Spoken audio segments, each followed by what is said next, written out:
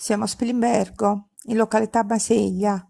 Queste immagini costituiscono ricordi di una passeggiata tra realtà e memorie del passato attraverso il villaggio di Basiglia, ubicato fuori le mura del centro storico di Spilimbergo, nel territorio dei Magredi dell'alta pianura pordenonese, compreso tra il fiume Tagliamento e il torrente Meduna. Basiglia sorge a nord di Spilimbergo e si raggiunge in cammino idealmente partendo dalla torre occidentale della città e attraversando una campagna fiancheggiata dal corso della Roggia e da campi coltivati. L'arrivo nel nucleo abitato di Basiglia è indicato dalla presenza di un alto campanile che emerge nel paesaggio, che indica il punto di riferimento identitario e la presenza del grande complesso architettonico della chiesa di Santa Croce, molto famoso per le sue opere artistiche riferibili alla produzione del Rinascimento friulano della metà del XVI secolo. La chiesa è molto visitata, molto trattata dalle guide locali e dalla letteratura. Ci limitiamo a percorrere il perimetro. Osserviamo il grande affresco del San Cristoforo, protettore di viandanti e traghettatori, che ricorda lo stretto legame di questa chiesa con la Valle del Tagliamento. L'alto campanile, la facciata della chiesa, velocemente uno sguardo all'interno. Nella zona absidale tanti affreschi di un ciclo pittorico imponente, opera dell'Amalteo. Continuiamo il nostro giro all'esterno. La chiesa è attestata sulla roggia. Una sosta sul prato per osservare la croce di passione.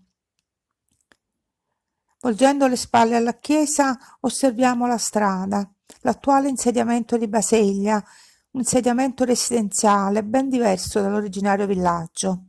Fino alla metà dell'Ottocento, a sud della chiesa, era presente un grande prato sfalciato, delimitato da cortine di abitazioni e dalla canonica, che oggi non sono più visibili. Continuiamo il nostro percorso a sud della chiesa e incontriamo un interessante edificio votivo, l'Ancona della Pietà, attestata sulla strada, affrescata all'interno con opere di un artista ignoto che rappresentano la Deposizione e il compianto di Cristo e una Madonna con bambino. Dopo una breve sosta per ammirare gli affreschi, proseguiamo verso sud, verso la piazza di Basiglia. La piazza oggi è fiancheggiata da una strada a scorrimento veloce ed il suo spazio è molto diverso, come percezione, da quello che vediamo in questa immagine degli anni 30. La piazza conserva molte testimonianze del passato, tutte in prossimità della roggia, sulla quale era presente un mulino.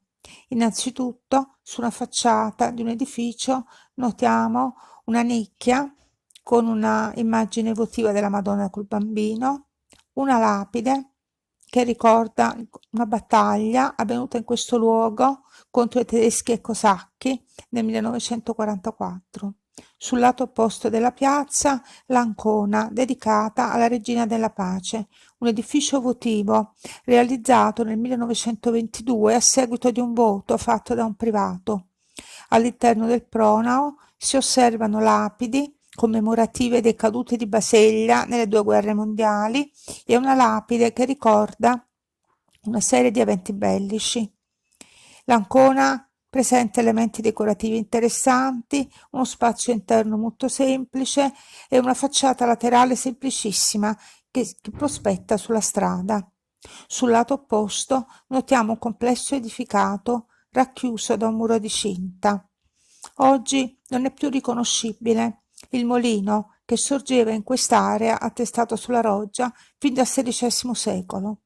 Il mulino, poi denominato Stolidi, nella metà dell'Ottocento è rimasto attivo fino agli anni 70 e qui vediamo la roggia che scorre verso sud in direzione di Spilimbergo.